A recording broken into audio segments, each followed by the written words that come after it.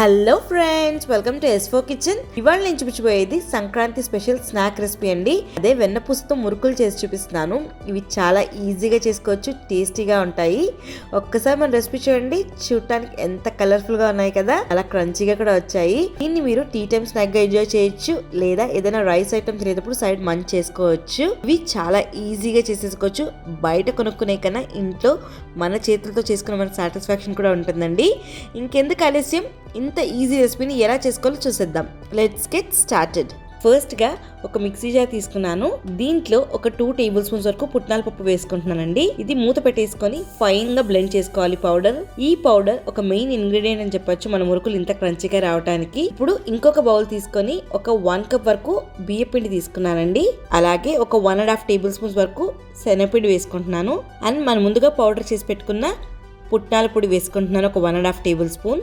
టేస్ట్కి సరిపడా సాల్ట్, ఒక 1 టీ స్పూన్ వరకు జీలకర్ర వేసుకుంటున్నాను. మీరు కావాల్సిన నువ్వులైనా వేసుకోవచ్చు. అలాగే ఒక 1/2 టీ స్పూన్ ఇంగువ. ఇప్పుడు మెయిన్ ఇంగ్రీడియంట్ బటర్. ఇక్కడ నేను ఒక 2 టీ స్పూన్స్ వరకు సాఫ్ట్ గా ఉండే రూమ్ టెంపరేచర్ బటర్ వేసుకుంటున్నానండి. ఇంట్లో తీసిన వెన్నపూస అయితే ఇంకా బాగుస్తాయి. అలాగే కారానికి మనము కారపొడి వేసుకుంటే కలర్ మారిపోతుందండి. సో ఇక్కడ నేను నల్ల మిరియాల పొడి వేసుకుంటున్నాను, ఒక 1 టీ స్పూన్ వరకు ఫ్రెష్ గా గ్రౌండ్ చేసి వేసుకుంటున్నాను.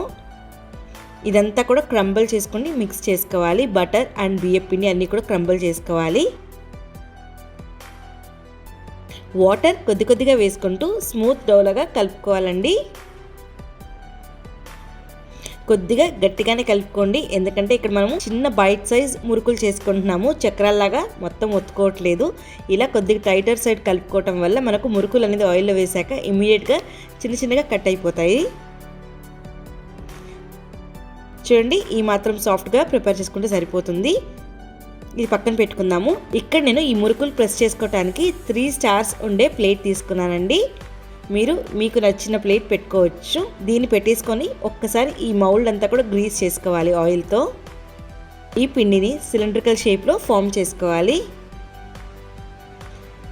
దీంట్లో స్టఫ్ చేసేసుకొని మూత క్లోజ్ చేసేసుకోవాలి. ఇక్కడ ఆయిల్ అనేది వేడిగా ఉన్నప్పుడు మనం ప్రెస్ చేసుకోవాలండి. మురుకుల్ని మీడియం హాట్లో మనం ఫ్రై చేసుకోవాలి. ఒకసారి మీరు ఇక్కడ చూస్తే మనం కలుపుకున్న పిండికి ఈ మురుకులు ప్రెస్ చేసుకున్న తర్వాత ఆటోమేటిక్గా అవి కట్ అయిపోతున్నాయండి చిన్న చిన్న పీసెస్గా. మీడియం ఫ్లేమ్లో పెట్టుకొని ఇవి మంచిగా గోల్డెన్ కలర్ వచ్చేదాకా ఫ్రై చేసుకోవాలి. ఫ్లేమ్ అనేది మీడియంలోనే పెట్టుకోండి. మధ్య మధ్యలో కలుపుతూ ఫ్లిప్ చేసుకుంటూ ఇవి ఫ్రై చేసుకోవాలి. ఇవి ఎక్కువగా రంగు మారన అవసరం లేదండి. మనం మిరియాల పొడి వేసుకున్నాం కాబట్టి కొద్దిగా వైటిష్ గానే వస్తాయి.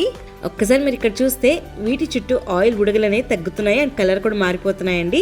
సో ఇలా అయితే మన మురుకులు కంప్లీట్గా ఫ్రై అయిపోయినట్టు. ఇవి తీసేసుకుందాము. ఇలా డ్రైన్ చేసుకున్న మురుకుల్ని ఒక టిష్యూ పేపర్ మీద పెట్టేసుకోవాలండి. సేమ్ ఇదే విధంగా మిగతా పిండితో కూడా మురుకులు ప్రెస్ చేసుకోవాలి. ఇవి కంప్లీట్గా చల్లారిన తర్వాతే ఒక ఎయిర్ టైట్ బాక్స్లో పెట్టుకొని ప్రిజర్వ్ చేసుకోవచ్చు. ఒక 20 డేస్ వరకు నిల్వ ఉంటాయండి. అంతేనండి, చూసారా ఎంతో ఫాస్ట్గా చేసేసుకున్నాం కదా మన బటర్ మురుకులు. చాలా ఈజీగా ఉన్నాయి కదా. ఒక్కసారి మీకు తుంచి చూపిస్తాను ఎంత క్రంచీగా ఉన్నాయి అనేది. చూడండి ఎంత బాగున్నాయి కదా. మీరు ఈ పండగకి ట్రై చేసి ఎలా వచ్చిందో కమెంట్ సెక్షన్లో పెట్టండి. చూసారు కదండి నా వీడియోస్ కనుక నచ్చినట్టయితే నా ఛానల్ లైక్ చేయండి, షేర్ చేయండి, సబ్స్క్రైబ్ చేయండి. పక్కనే బెల్ బటన్ ప్రెస్ చేయండి ఫర్ ద లేటెస్ట్ అప్డేట్స్. మళ్ళీ మీ ముందుకు సరికొత్త రెసిపీతో వస్తాను. Take care.